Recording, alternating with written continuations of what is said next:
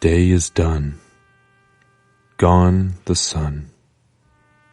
From the lakes, from the hills, from the sky, all is well, safely rest, God is nigh. Fading light dims the sight, and a star gems the sky, gleaming bright. From afar, drawing near, falls the night. Thanks and praise for our days, 'neath the sun, 'neath the stars, 'neath the sky. As we go, this we know, God is nigh. I distinctly remember one time actually singing that song at a funeral. The bugle broke before we got there, and being in that situation makes you do something that you may not have been prepared to do. But the funeral service that we were performing definitely deserved to have taps played. So another airman and I, we went and we stood before the family, and we sang that song. Day's done. And I just remember feeling so honorable, feeling so beautiful and in touch with that family, delivering them their last rites like that. And I don't believe that they've ever experienced anything quite like it, two men singing the song Taps at a funeral. We had many such occasions when I was in the honor guard. I remember we would stand on the tarmac at the airport, waiting for an airplane to arrive carrying precious cargo. We would get into a 6-man column formation, march up to the airplane, pull the casket down, and deliver it safely to the hearse as we passed by moms, dads, children, brothers, sisters,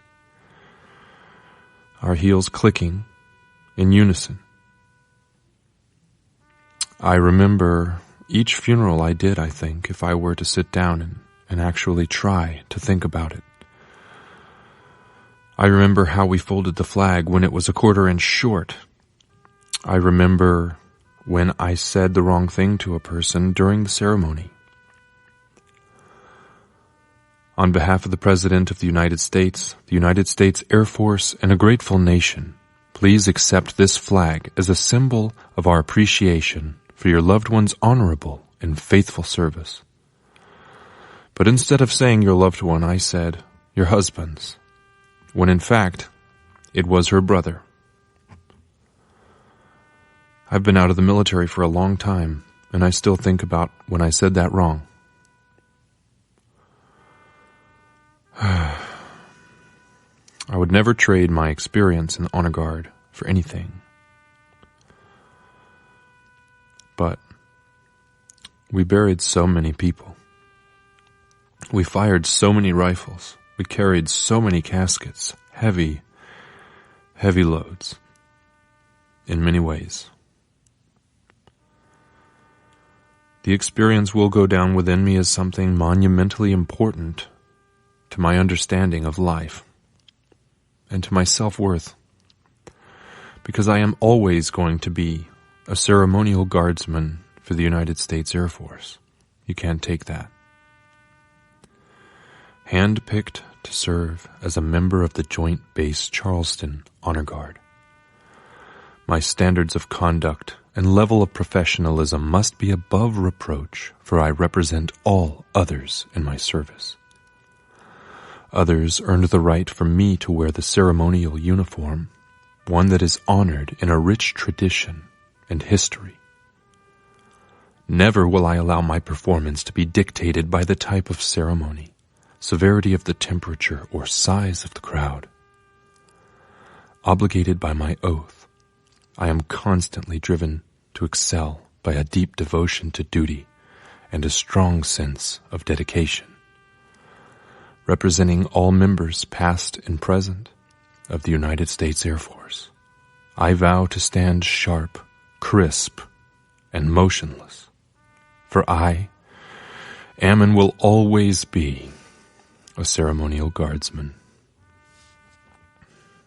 I say that oath to myself a lot, and I hold that in my heart. And I just want to let you guys know, regardless of the reasons why we went to war, regardless of whether or not it was good or bad, none of that matters. Because today I wish to express my deep honor, my deep respect, and my sincere condolences on this Memorial Day. And I beg of you, do not let the rights that you so freely flaunt cause you to forget to remember them. In memoriam, all members of all militaries